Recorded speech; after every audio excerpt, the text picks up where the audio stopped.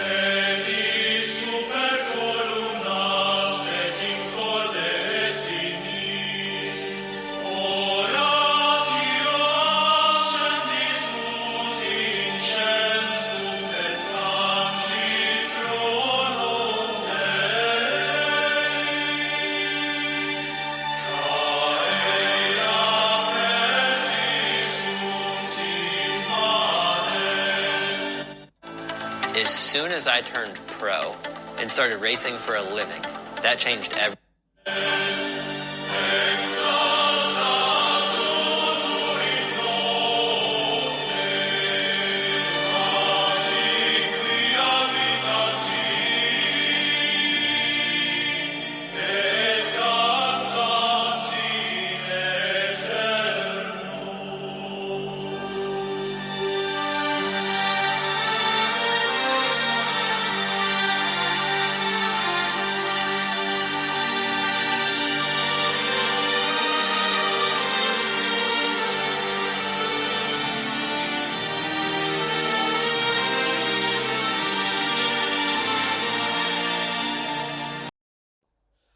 Peace be with you.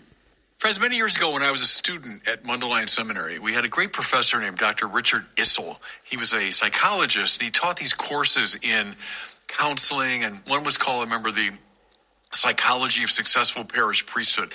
Well, I took all of his courses. He was a great teacher. And one principle I remember from Issel is this. He said, if you want to be happy, stop worrying about being happy and get on with becoming fulfilled. Happiness, and Aristotle knew this too a long time before Dr. Issel, happiness is a kind of byproduct of fulfillment. The worst thing you can do is to turn inward and fuss about, why am I not happy? How do I become happy? Forget about being happy. Become fulfilled, and the happiness will take care of itself.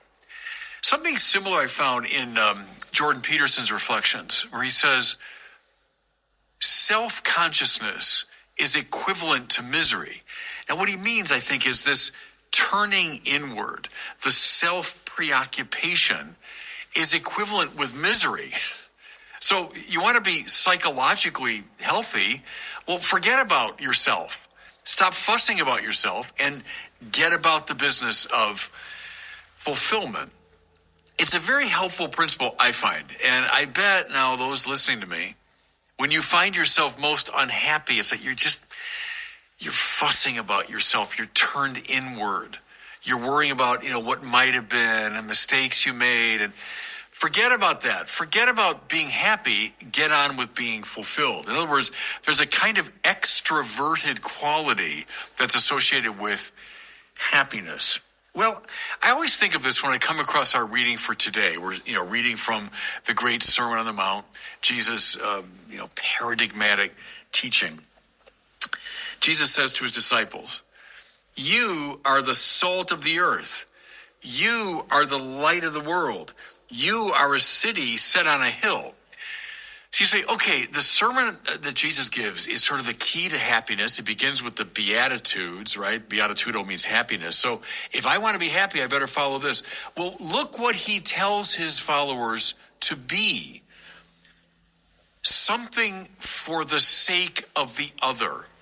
So look at the first one. You are the salt of the earth. Well, in Jesus' time in the ancient world, long before refrigeration, if you wanted to preserve meat, well, you would salt it. You wanted to enhance its flavor, and that's true today, of course, too. You put salt on it. What's one thing you never would do if you have guests over to your house? Well, I'm serving dinner, and here's a plate of salt for you. Well, because salt is not sought for its own sake. Salt exists for the sake of the other. What's the role of the Christian in the world? It's not to be fussily preoccupied with his or her own happiness. Rather, it's to become something for the sake of the other. Salt makes things spicy and tasty and interesting. Salt preserves what's worth preserving. So what's the role of the Christian in the world? It's not, well, let me try to be as happy as I can be. Let me cultivate my own holiness. No, you will become happy and you'll become holy in the measure that you become someone for others. So what does it mean to be salt? To be the spicy element within the society. I mean that Christians would invade all the expressions of the secular culture, entertainment and sports and business and finance and everything. Christians invade that space in a spicy, salty way to bring something of the style and energy of Jesus into all these elements of life.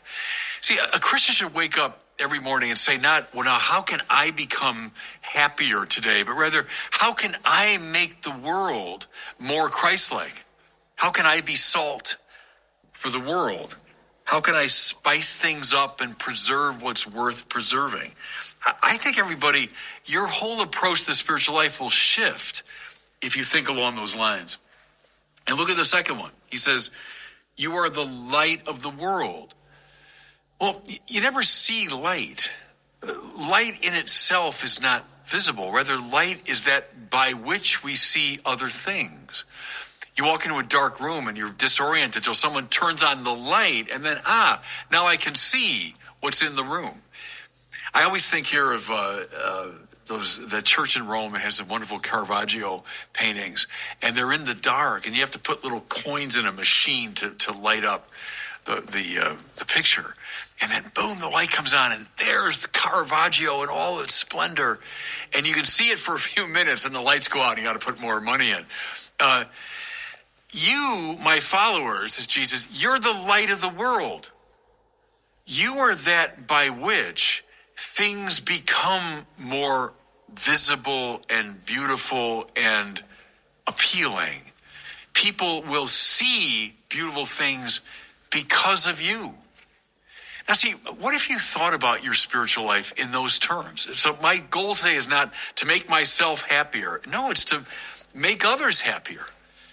Being by my own style of being in the world, a light that illumines others. Or think of, I often use the example of halos around the heads of saints. How come they're depicted that way?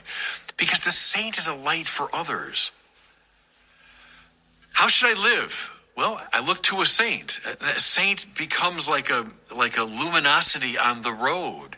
Let's say I'm stumbling around in the dark. I don't know what direction my life should take. Well, then I see a saint, and suddenly the light goes on, and I can see where I'm going. I think of the role that Thomas Aquinas played in my own life when I was a 14-year-old kid, and Thomas was like a light going on.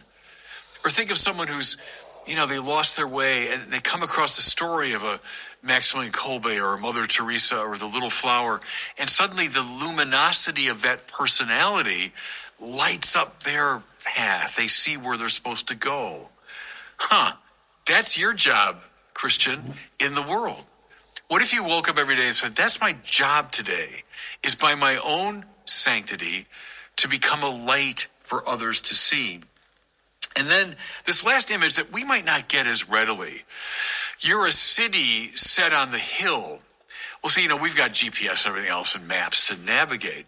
But in the ancient world, they had to navigate in a more, I suppose, clumsy way. But one of the ways they navigated was they'd see cities on a hilltop. Oh, you got to move in the direction of that city, or you have to come to that city, and then you've got to, move further west or whatever it was. The city on the hill was a means of navigation. It was a landmark that everybody could see. That's your job, Christian, to be a city set on the hill so that everybody can get their bearings from you. Does that make sense? We're all wandering around trying to make our way to God. Well, how do I find the way? Well, look, there's that city. Oh, yeah, move in that direction. Well, that's exactly the role the saints play, isn't it? They give directionality to our lives. Well, what if you thought about your own spiritual life precisely in those terms? That your distinctiveness is not for you. It's for the sake of someone who's trying to find his or her way. Your salt, your light, your city set on a hill. This has occurred to me with all of this in mind, is look at Catholics in America, so my home country, how we kind of oscillate back and forth between extremes in a way. When Catholics arrived here, let's say middle of the 19th century and on, we were arriving in a very Protestant culture. And so it was important for Catholics to maintain their distinctiveness. And so parishes and Catholic schools and sort of a Catholic subculture developed. The stress was on distinctiveness, what makes us uniquely Catholic over and against the wider culture. Well, is that good? Yeah, because salt can lose its saltiness, right? And the light can go out, and the city built on the hill can be razed to the ground. And so, yes, you do have to be distinctive. But the purpose is not to rest in your own distinctiveness. The purpose is now to use your distinctiveness as a guide and a light and a spice for others, right? So think of this now. When Catholics first arrived here, they were kind of, stressing distinctiveness. Now, the years I was coming of age, after Vatican II, we went to the other extreme. The church was kind of so open to the world that it lost a sense of what makes it unique. The biblical principle is always this sort of tensive, healthily tensive principle. We are distinct, salty, luminous, elevated, for the sake of the other, not for our own sake. What's distinctive to us, uniquely Catholic, is for the sake of the wider world. I'm not meant to kind of crouch behind walls and cultivate my private Catholicism. No. Indeed, katholos, Catholic, means according to the whole. The church exists for the world. We're distinctive for the sake of the world. All of that is implicit in these great images that Jesus uses. Now, let me just close by drawing some attention to reading number 1, which is from the prophet Isaiah. So if you say, okay, what is it? What is this distinctive quality? What makes us salty and spicy and luminous and so on? Well, listen to what Isaiah says in our first reading. Share your bread with the hungry. Shelter the oppressed and the homeless. Clothe the naked when you see them. Listen now. Then your light will break forth like the dawn, and your wound shall quickly be healed. It's really interesting now, in light of what we've been talking about. What's the light? What's the light? These actions. Now, building upon this, the church develops the corporal works of mercy, which I've talked about a lot. Feed the hungry, give drink to the thirsty, clothe the naked, shelter the homeless, visit the imprisoned, right? Visit the sick, bury the dead. Concrete things. And when you perform these acts of love, what happens? Your light will break forth like the dawn. You'll be light for others. And then listen though, and your wound shall quickly be healed. What's the wound? I'm just not happy. I'm just not content. What's the matter? Don't turn inward and fuss about it. Remember Dr. Issel? You know, you want to be happy, forget about your happiness. You want to be holy, forget about your holiness. You want the wound healed,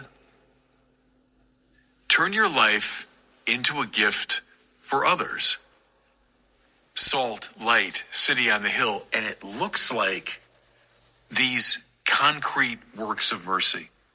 Here's just the last thing from Isaiah that I'll add to the works of mercy. Listen, if you remove from your midst oppression, false accusation, and malicious speech, then light shall rise for you. There it is again. Where's the light going to come from? Well, he adds these, which I think are very relevant to us today. Oppression, false accusation, malicious speech.